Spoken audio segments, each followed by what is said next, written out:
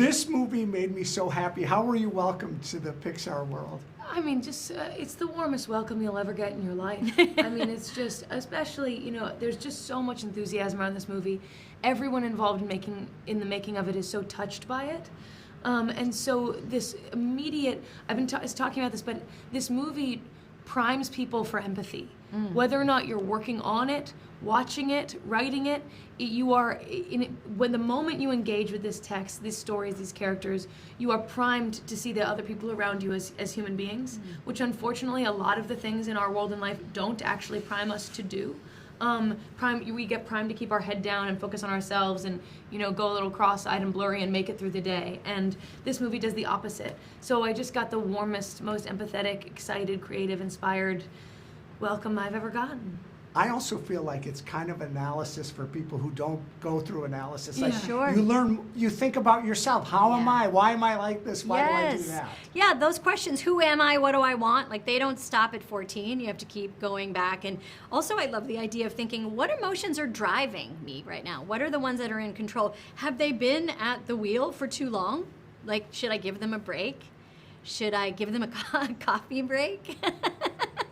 Well, I'll tell you the heartbreak of this, of seeing that moment in the penalty box, you know, the anxiety that she's going through, it's heartbreaking.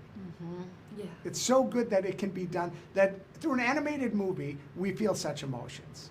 It's pretty amazing. I mean, but it doesn't surprise me. Animation has been triggering our emotions in some ways more than human beings for a long time. I mean, even children's storybooks, you know, they're like, illustration and animation is an amazing way to actualize the imagination.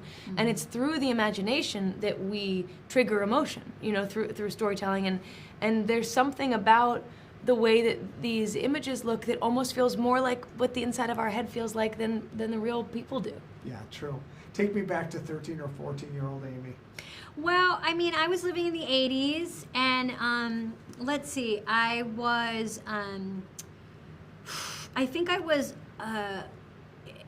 kind of similar to Riley, just like trying to figure out my relationship to friends and the world and where I fit in.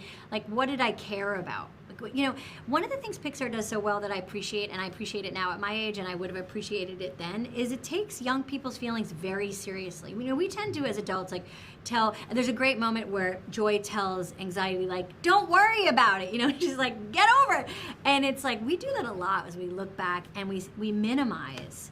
And that time in your life is very important. If things feel really big, the stakes are very high, and the worst thing you can do is like tell a young person like to just get over it, don't worry about it. We do it all the time, and we do it to ourselves. We do it to ourselves over and over again. So, like tender, like every other, you know, gal that age, for sure. All right, I have to end, but I just want to say, you bring me joy. You have brought me joy. I think the world of you. Thank you. And I'm so excited for your career, watching every step. Thank you. Thanks so much. Thanks, Gina. Bye-bye.